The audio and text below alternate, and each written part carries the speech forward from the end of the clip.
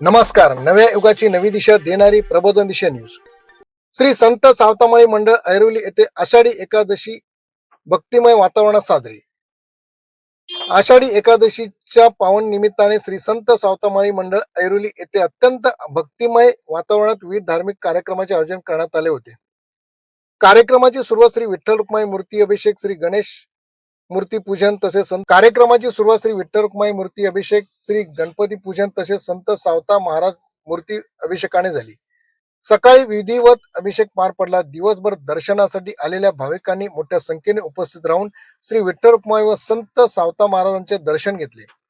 दिंडीचे आयोजन करण्यात आलेले तसेच विठ्ठलाच्या गाण्याने नृत्य हरिपाठ घेण्यात आला होता. सर्व भाविकांसाठी फराळ प्रसादाचे वाटप करण्यात आले. या कार्यक्रमाला ऐरोली शहरातील विविध राजकीय, सामाजिक व धार्मिक क्षेत्रातील मान्यवरांनी उपस्थित राहून मंडळाच्या उपक्रमाचे कौतुक केले. जवळजवळ 2000हून अधिक भाविक दर्शनासाठी आले होते. कार्यक्रम यशस्वी करण्यासाठी संत सावतामाळी मंडळाचे अध्यक्ष सूर्यकांत थोरात, सचिव रोहित भुजबळ, खजिनदार गोपीचंद साबळे यांनी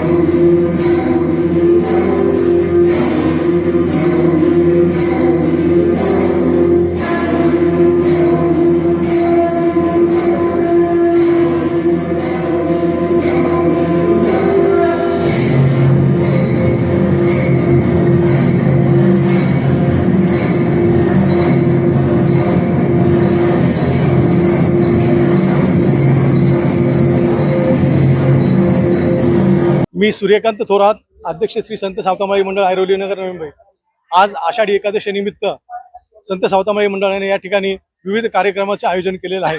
या ठिकाणी संत सावतामाळी मंडळाच्या प्रांगणात संत सावता महाराज, त्याचप्रमाणे विठ्ठल रुक्माईचं मंदिर आहे आणि त्या मंदिरामध्ये आज आम्ही विविध कार्यक्रमाचं आयोजन केलेलं आहे.